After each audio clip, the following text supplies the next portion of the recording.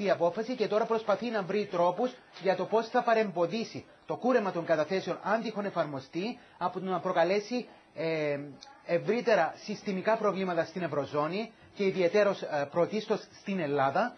Και αυτό είναι που επεξεργάζεται κάποια σενάρια αυτή τη στιγμή η Ευρωζώνη. Φυσικά κινδυνολογεί με την άποψη ότι επεξεργάζεται και σενάρια κατάρρευσης της κυπριακής οικονομίας και εξόδου της Κύπρου από το ευρώ. Αυτό που λέγεται επίσης είναι ότι η Κύπρος παρουσιάζει να είναι μια πολύ, λένε στην Κύπρο ότι είναι μια πολύ συναισθηματική στιγμή αυτή για μας. Μας κατηγορούν για συναισθηματισμούς και ότι δεν μπορούμε να υιοθετήσουμε μια λογική απόφαση. Αυτή είναι η λογική που επικρατεί μεταξύ της ομάδας εργασίας του Eurogroup με βάση πληροφορίες που μεταδίδει το πρακτορείο. Από τη μια λένε ότι αυτό θα απέφερε συστημική κρίση και σε όλη την Ευρωζώνη και από την άλλη μας αποκαλούν και συναισθηματίες. Ναι, τι καινούργια ενημέρωση έχεις τώρα? Λοιπόν, παίρνουμε δηλώσεις από το επικεφαλής του Eurogroup Γερόνη Ντίσσελμπλουμ. Έκανε πολλές δηλώσεις σήμερα ο κ. Ντίσσελμπλουμ, ο οποίος παραδέχθηκε ότι δεν ήταν δίκαιη η απόφαση για την Κύπρο που ελήφθη Παρασκευή προς Σάββατο.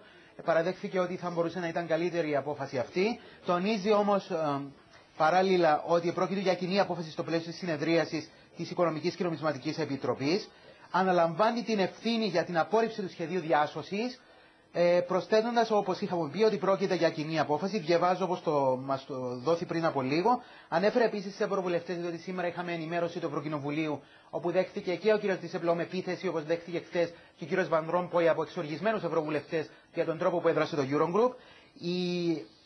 Ανέφερε στους ευρωβουλευτές λοιπόν ο κ. Ντίσσελμπλουμ ότι αμφέβαλε για την πραγματική ύπαρξη πιθανού σχεδίου Β.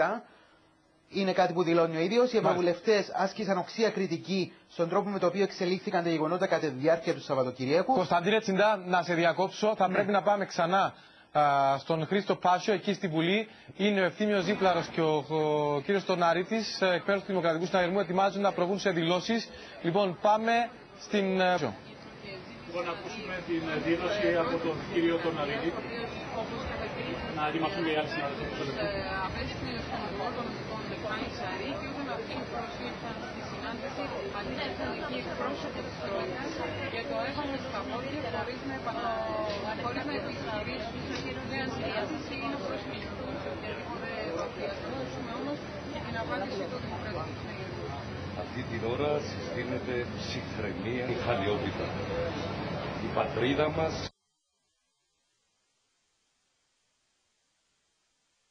κινδυνεύει.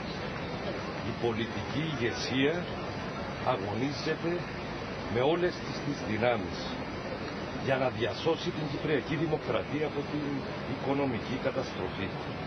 Ανεύθυνες δηλώσεις, όπως η συγκεκριμένη που έγινε από τον κύριο Κουτία, δεν υπηρετούν το εθνικό συμφέρον.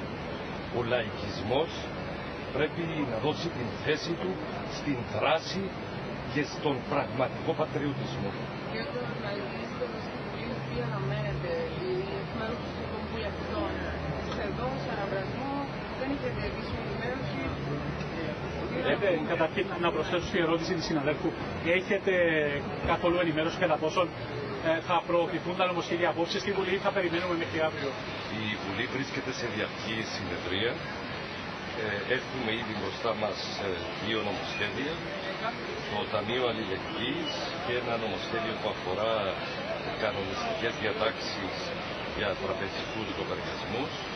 Αντιλαμβάνεστε ότι η συνεδρία στο Προεδρικό Μέγαρο συνεχίζεται, συστήνεται σοβαρότητα, συστήνεται νυφαλιότητα.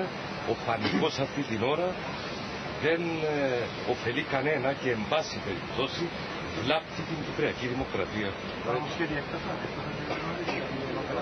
Έχουν φτάσει τα δύο μέχρι στιγμής.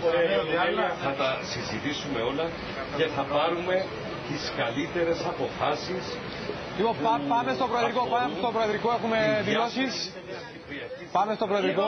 Σταύρο, ο διοικητής της Κεντρικής Τράπεζας, ο κύριος Πανίκος Δημητριάδης, μαζί με τον υποδιοικητή, τον κύριο Σαβρινάκη, και τον κύριο Κρίς Παύλου, διευθύνοντα σύμβουλο της Λαϊκής Τράπεζας και αντιπρόεδρο, να ακούσουμε τη δήλωση.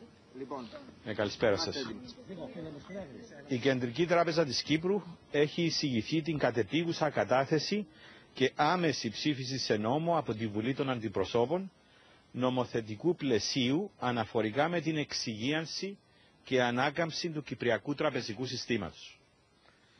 Με τη διαδικασία της εξυγίανσης αποτρέπεται ο κίνδυνος τραπεζικής χρεοκοπίας και προστατεύονται στο σύνολό τους όλες οι ασφαλισμένες καταθέσεις μέχρι του ποσού των 100.000 ευρώ. Επίσης, δημιουργούνται οι προϋποθέσεις ανάκαμψης του τραπεζικού συστήματος και διασφαλίζονται θέσεις εργασίας.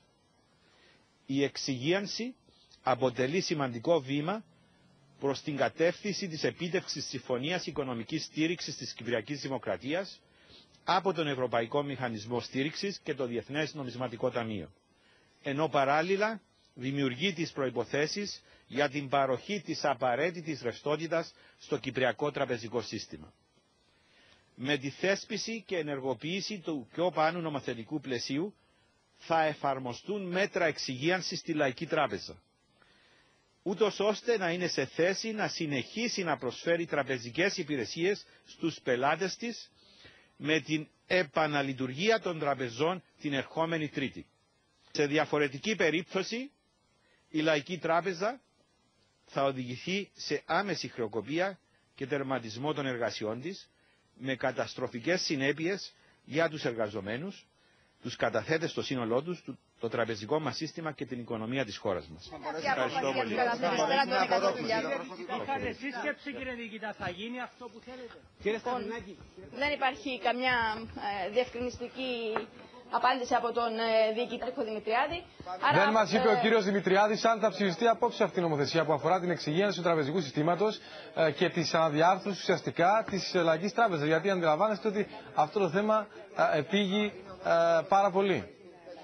Ήταν σαφής όμως, προχωρούν με αυτό το οποίο έχει χαρακτηριστεί εξυγίανση του τραπεζικού συστήματος, αφορά την λαϊκή. Και μάλλον θα ισχύσει αυτό το οποίο ονομάζεται ως αναδιάρθρωση, αυτό έχει υπήρξε και διαχωρισμό. Θα περιμένουμε να δούμε τι θα υπάρξει σαν επίσημη ανακοίνωση και από πλευράς κυβέρνησης, από πολιτικής πλευράς, για να δούμε παραπέρα πώς θα καθοριστούν οι εξελίξεις. Είμαστε στην αναμονή να δούμε Σταύρο ακριβώς αν θα φύγει απόψε το νομοσχέδιο για τη Βουλή. Αυτή η πρόταση, Στέλλα, έχεις ενημέρωση αν βρίσκει όλα τα κόμματα σε ομοφωνία? Αυτό είναι κάτι που θα πρέπει να περιμένουμε να το δούμε, Σταύρο. Δεν υπάρχει ακόμα εικόνα γι' αυτό. Το μόνο που υπήρχε σαν πληροφόρηση από αργά το απόγευμα, όταν υπήρξε αυτή η πληροφόρηση για τη Λαϊκή, είναι ότι ήταν σε πολύ δύσκολη θέση η τράπεζα. Η ρευστότητα είχε στην ουσία καταστεί ανύπαρκτη. Σχετίζεται, όπως μας είχε ελεγχθεί και από κυβερνητικές πηγές, και με τη βιωσιμότητα του ιδίου του χρέους του κράτους και φαινόταν ως μια επιτακτική εξέλιξη με βάση τα δεδομένα που έχει αυτή τη στιγμή ενώπιον της Λευκοσία. Έχεις πληροφόρηση εκεί από το Προεδρικό αν το Eurogroup, το οποίο συνέρχεται σε 12 περίπου λεπτά, θα αφορά η θυματολογία και το θέμα της Λαϊκής και ενδεχόμενη αναθεώρηση αποφάσεων? Είναι αναμενόμενο ότι είναι όλα αλληλοσυνδεόμενα, είναι όλα επιτάπητος. Και το θέμα του Επενδυτικού Ταμείου Αλληλεγγύης, πώς μπορεί να αποτελέσει μια ικανοποιητική πρόταση για το σχέδιο διάσωσης όπως έχει χαρακτηριστεί της Κυπριακής Δημοκρατίας. Θα δούμε πώς θα προκύπτει και η διασύνδεση με το ζήτημα των τραπεζών. Ήταν ένα θέμα αυτό που υπήρχε από πολύ νωρίς εδώ και αρκετές μέρες, να υπενθυμίσουμε, και είχε και βιαστικά τεθεί και από την Τρόικα χθες το θέμα που αφορούσε, περιλάμβανα μάλιστα Τροικανή και την Τράπεζα Κύπρου σε ένα σενάριο το οποίο να οδηγούσε τις δύο τράπεζες σε μια διαδικασία αναδιάρθρωσης που να είναι και οι δύο και όχι μόνο η μία. Ακόμα και σήμερα έρχονται κάποιες πληροφορίες για μια συνταγή συγχώνευση των δύο τραπεζών. Είναι όλα αλληλοσυνδυόμενα και οι εξελίξεις μεταβάλλονται συνεχώς. Θα πρέπει να περιμένουμε να είμαστε σίγουροι για το τι μεταδίδουμε. Αναμένουμε ότι είναι όλα όμως επιτάπητος και για το Eurogroup. Φυγώνουν υπό τον πρόεδρο της Δημοκρατίας. Είναι εντός οι αρχηγοί των κομμάτων. Και θα περιμένουμε να δούμε αν θα υπάρξουν δηλώσεις για το τι θα ακολουθήσει και σαν στάση δικιά τους για τις εξελίξεις. Λοιπόν, πολύ πιθανόν επόμενη ενημέρωση, αν δεν προκύψει κάτι τα επόμενα λεπτά, θα είναι στο κεντρικό δελτίο Edition. Ευχαριστούμε πολύ, Στέλλα, Μιχαήλ. Κύριε, πανέρχομαι κοντά σας για καταληκτικά σχόλια. Θα αρχίσω από εσάς, κύριε Βιλίκη. Δεν έχω πραγματικά κάτι άλλο να προσθέσω πέραν της ευχής μου ότι απόψε αυτό το νομοσχέδιο στο οποίο αναφέρθηκε ο διοικητής της Κεντρικής Τράπεζας θα ψηφιστεί, ούτως ώστε, όπως είπε, αν κατάλαβα καλά, ψηφιζόμενο αυτό το νομοσχέδιο σε νόμο θα εξασφαλίσει την Τρίτη τη ρευστότητα των τραπεζών μας. Με τα 2 δις που φαίνεται ότι να πέφτουν κάτω οι χρηματοδοτικές μας ανάγκες με την εξέλιξη στη λαϊκή.